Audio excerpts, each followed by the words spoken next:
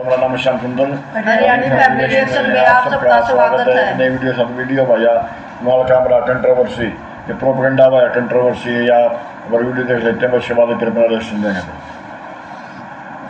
कुणाल कामरा वाला मामला कुछ ज्यादा ही गर्मा गैला है। कुणाल बोल रहे हैं कि उन्होंने शिंदे पर जो कटाक्ष किया है उसके लिए वो माफी नहीं मांगेंगे, और उधर शिवसेना वाले बोल रहे हैं कि इससे पहले कि मैं 4 दिन से मच रही इस चिल्लपों पर अपनी बेशकीमती ओपिनियन दूं, पहले आपको शुरू से बता देते हुआ क्या। 23 मार्च को कुणाल कामरा ने अपने YouTube चैनल पर एक वीडियो डाला, फिर एक पैरोडी सॉन्ग भी डाली। इस वीडियो में कुणाल ने बिना एकनाथ शिंदे का नाम लेकर उन्हें गद्दार बोला। बस इसी बात से शिवसैनिक भड़क गए और स्टूडियो में जाकर उस स्टूडियो में तोड़फोड़ मचाई जहां इस वीडियो की रिकॉर्डिंग हुई थी। तोड़फोड़ के बाद कुछ लोगों को अरेस्ट किया गया, बाद में रिहाई भी हो गई। एकनाथ शिंदे की इंसल्ट करने के लिए खार थाने में कुणाल कामरा के खिलाफ FIR भी दर्ज कर दी गई। शिवसैनिकों ने कहा माफी मांग लो, कुणाल ने कहा नहीं मांगूंगा। इस बीच टी सीरीज ने कुणाल के पैरोडी सॉन्ग के में उनके लेवल का गाना यूज करने पे ऑब्जेक्शन लगाया, जिसके कारण वीडियो डिमोनेटाइज हुआ। फिर शिवसेना के नेता राहुल कनल ने इल्जाम लगाया कि कुणाल कामरा को सरकार को बदनाम करने के लिए टेररिस्ट फंडिंग हो रही है। राहुल ने कुणाल के वीडियो पर जिन लोगों ने उन्हें पैसे दिए हैं उनके स्क्रीनशॉट लगाकर क्लेम किया है कि कुणाल को पैसे देने वाले ज्यादातर खालिस्तानी या दूसरे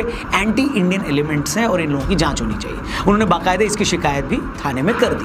अब ये तो हो गई ये सारी अपडेट। अब आते हैं उस मैटर पे जो पिछले कई दिनों से पूरे देश में जिसके बारे में बात हो रही है। इस मामले में गलती किसकी है ये पूछा जा रहा है। क्या उन सैनिकों की गलती है जिन्होंने उस स्टूडियो में जाकर तोड़फोड़ की, या फिर कुणाल कामरा की गलती है जिसने कॉमेडी के नाम पर सारी लिमिट पार की, या अपनी खुन्नस निकाली। देखिए, वायलेंस को, हिंसा को कहीं से जस्टिफाई नहीं किया जा सकता, ये तो आप मानते हैं, पॉइंट नंबर 1। क्योंकि कल को अगर दूसरी तरफ की सरकार आई और वो भी ऐसे हर कॉमेडियन को टारगेट करने लगी तो। अब दूसरा पॉइंट, क्या कुणाल कामरा भी पूरी तरह से अनबायस्ड है? सच में वो दूध का धुला है या उसका कोई पॉलिटिकल एजेंडा है? अगर आप उसके पिछले कुछ सालों के कामों और बयानों को देखें तो ऐसा लगता तो नहीं है कि वो पूरी तरह से अनबायस्ड है। इससे पहले कि मैं एक एक कारण गिनाऊं जो ये बताते हैं कि कुणाल की कॉमेडी में उसका अपना एक एजेंडा है, इससे पहले कि मैं इस मामले पर अपनी नॉलेज शेयर करूं, आपको बता दूं आप में से भी बहुत सारे लोग होंगे जिनके सोशल और पॉलिटिकल मैटर्स एंड इश्यूज पर अपनी अपनी नॉलेज होगी। उस नॉलेज को अर्निंग में कन्वर्ट कर सकते हो प्रोबो ऐप पर। एक स्किल गेमिंग ऐप है, 4 करोड़ से ज़्यादा यूजर्स हैं जो इस ऐप पर डेली अर्न करते हैं।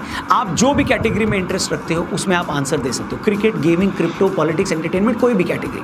अब IPL चल रहा है, क्रिकेट की बात हो ही रही है, तो आपको मैं बता दूं एक क्वेश्चन आपको प्रोबो में मिलेगा कि क्या चेन्नई बेंगलुरु के सामने जीतेगी, यस या नो?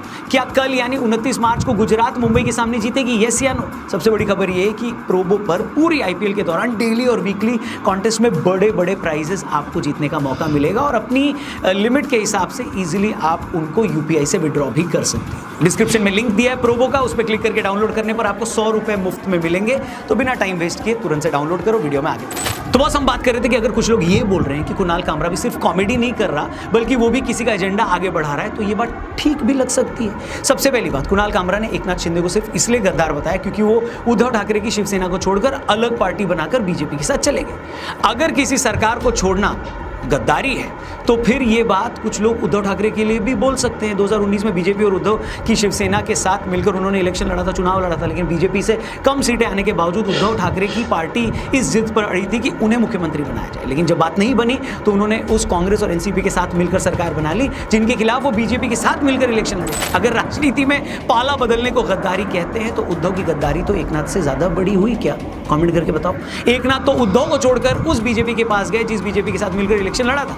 उद्धव ने तो उस BJP को ही छोड़ दिया जिसकी मदद से वो जीत कर आए थे। लेकिन क्या कुणाल ने इस बारे में कुछ बोला क्या? उन्होंने बड़ी सिलेक्टिवली उन एकनाथ शिंदे को टारगेट किया जो BJP के साथ। अच्छा, अब कुछ लोग बोलेंगे कि यार ये तो कॉमेडी कर रहा है, तुम कॉमेडी में लॉजिक क्यों ढूंढ रहे हो? बहुत सारे लोग ऐसी बात कर रहे हैं, मगर वो ये समझ नहीं रहे हैं कि भाई अगर आप हाथी और चींटी की कॉमेडी करोगे तो आपसे कोई नहीं पूछेगा कि इसमें लॉजिक कहाँ है। कोई ये नहीं पूछेगा कि चींटी ने हाथी का रिश्ता इसलिए रिजेक्ट कर दिया क्योंकि लड़के के दांत बाहर निकले हुए थे, क्योंकि सभी को पता है कि मजाक चल रहा है। लेकिन जब आप अपनी कॉमेडी रियल लाइफ पर बेस्ड करते हो, फिर उस बेस में लोगों को आयरनी बताते हो, लोगों को विरोधाभास समझाते हो, फिर तो लोग आपकी बात में पॉलिटिकल करेक्टनेस ढूंढेंगे कि नहीं ढूंढेंगे। और जब लोगों को आपकी बात पॉलिटिकली करेक्ट नहीं लगेगी तो लोग कहेंगे कि भाई तू तो सिर्फ एक तरफ का नैरेटिव बता रहा है कि नहीं। अब दूसरी बात जो मैं आपको बताने वाला हूँ वो और ज़्यादा खतरनाक है। शिंदे वाले जोक को आप 1 मिनट के लिए साइड में कर दो, लेकिन इन्हीं कामरा ने अपने वीडियो में मुकेश अंबानी के बेटे का भी मजाक उड़ाया, उनके मोटापे का मजाक उड़ाया। मैं आपसे पूछता हूँ, अगर कोई आदमी सच में ज़्यादा खा खा कर मोटा हुआ है तब भी तुम एक बार उसके मोटापे पर जोक करोगे तो समझ में आता है। हालांकि उसे भी आजकल बॉडी शेमिंग बोलकर बुरा माना जाता है, बुरा है भी,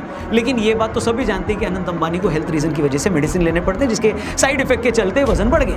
मतलब अनंत अंबानी का अगर वजन बढ़ा है तो उसमें उसकी कोई लापरवाही नहीं है, ना ही उसका कोई खराब लाइफस्टाइल है, उसकी तो सेहत ठीक नहीं है, उस वजह से ऐसा हो रहा है। मगर कोई कॉमेडियन अगर खुद को बहुत बड़ा क्रांतिकारी समझे और अपने मन में ये मान ले कि पूरे देश में किसी बंदे की हिम्मत नहीं है कि मुकेश अंबानी के बेटे का मजाक उड़ाए, मैं उड़ा कर दिखाता हूँ, मतलब अपनी तरफ से वो बहादुरी का काम तो कर रहा है, अपनी तरफ से वो कॉमेडी में पंचअप कर रहा है, मतलब ताकतवर पर हमला कर रहा है। मगर उसने अगर ये नहीं सोचा कि अमीर आदमी का बेटा बीमारी की वजह से अगर मोटा है तो वो भी उतना ही बेचारा और कमजोर है जितने बाकी कमजोर लोग, और अगर तुम दवाइयों की वजह से बड़े उसके मोटापे का मजाक उड़ाओगे तो तुम पंचअप नहीं पंच डाउन कर रहे हो। मगर इतनी बात समझाया कौन? कुणाल कामरा या उसके बाकी सपोर्टर्स आज चिल्ला चिल्ला कर बोल रहे हैं कि स्टूडियो में तोड़फोड़ नहीं होनी चाहिए थी, सरकार अपनी ताकत का गलत इस्तेमाल कर रही है। मगर जब इसी मुंबई में बीएमसी ने कंगना का ऑफिस तोड़ दिया था तो यही लोग मजे ले रहे थे, तब यही कुणाल कामरा उसी स्टूडियो में जिसमें उसने अपना लेटेस्ट वीडियो शूट किया था संजय राउत के साथ बैठकर मजे ले रहा था। कुणाल ने यहाँ तक भी कहा कि मैंने तो बुलडोजर से ऑफिस गिराने वाले क्लिप को कई बार देखा, बहुत मजा आया। मैं पूछता हूँ भाई, आज जो आप फ्री स्पीच की बात कर रहे हो तो क्या फ्री स्पीच है आपकी? अगर आपकी नज़र में ऐसे हर आदमी के ऑफिस पर बुलडोजर चलवा देना चाहिए जिसकी बात से आप अग्री नहीं करते हो, तो बहुत सारे लोग कहेंगे कि आपके साथ भी यही हुआ। आज आप अपने हाथ में संविधान की किताब लेकर अपनी फ्रीडम ऑफ स्पीच का रोना रो रहे हो। यही संविधान कंगना को भी फ्रीडम ऑफ स्पीच देता है कि नहीं देता है? बताओ। क्या बात है सर, क्या बात है। आप बोलते हो कि मोदी सरकार में प्रेस फ्रीडम नहीं है, तो आप फ्रीडम ऑफ स्पीच के मामले आपको सिर्फ उसी स्टेट में दिख रहे हैं जहां बीजेपी की सरकार है। नॉन बीजेपी स्टेट में जब एक दो प्रोफेसर को सिर्फ इसलिए गिरफ्तार कर लिया गया था क्योंकि उन्होंने वहां की सिटिंग महिला सीएम के खिलाफ बना एक कार्टून शेयर कर दिया, तब आपको नहीं लगा कि ये फ्रीडम ऑफ स्पीच का उल्लंघन है? आज आप कह रहे हैं कि हमें व्यंग नहीं करने दिया जा रहा, सटायर नहीं करने दिया जा रहा। उन दोनों ने तो व्यंग किया भी नहीं था, बल्कि किसी दूसरे का व्यंग शेयर किया था, लेकिन तब भी उन्हें गिरफ्तार कर लिया। ये तो और ज़्यादा घिनौना मामला था। मगर उस मामले पर कुछ बोला हो तो बताओ, मेरे को तो याद नहीं आ रहा। आप बोलते हो कि आज देश का सेक्युलरिज्म खतरे में है, लेकिन तमिलनाडु में जब वहाँ के सरकार में बैठे लोग हर दूसरे दिन हिंदुओं के खिलाफ ओछे बयान देते हैं, हिंदी को भला बुरा कहते हैं, तब आपको नहीं लगता कि वो भारत जैसे इतने बड़े देश को रिलीजन और लैंग्वेज के बेस पर डिवाइड करने की कोशिश कर रहे हैं? बताओ। और ऐसे 1 2 3 नहीं, 20 केसेस हैं जब नॉन बीजेपी स्टेट में वहाँ के सीएम ने, वहाँ की पुलिस ने लोगों की फ्रीडम ऑफ स्पीच पर अटैक किया और उन्हें गिरफ्तार किया, लेकिन तब आप कुछ नहीं बोले। अगर बीजेपी स्टेट में या सेंटर में कुछ गलत हुआ है तो उसके खिलाफ बोलो, लेकिन दूसरी तरफ को जानबूझकर इग्नोर कर दो तो फिर तो सभी को लगेगा ना कि आपका एजेंडा है। और जो भी आदमी अपनी अप्रोच में, अपनी क्रिटिसिज्म में ऐसे सिलेक्टिव हो जाता है, उसे ही शास्त्रों में दोगला कहा गया है, अंग्रेजी भाषा में हिपोक्रेट। हिपोक्रेसी की भी सीमा होती है। जब कोई भी आदमी या कॉमेडियन जो हिपोक्रेट है, जो जानबूझकर एक तरफ की गलतियां इग्नोर कर रहा है, वो ये उम्मीद कैसे कर सकता है कि जब उसकी बारी आए तो सारा देश उसके हक के लिए आगे आ जाए?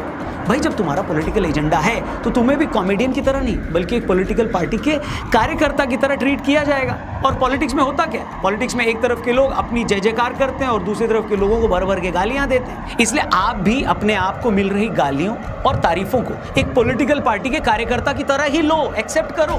खुद को कलाकार मानकर आर्टिस्ट की फ्रीडम की बात मत करो।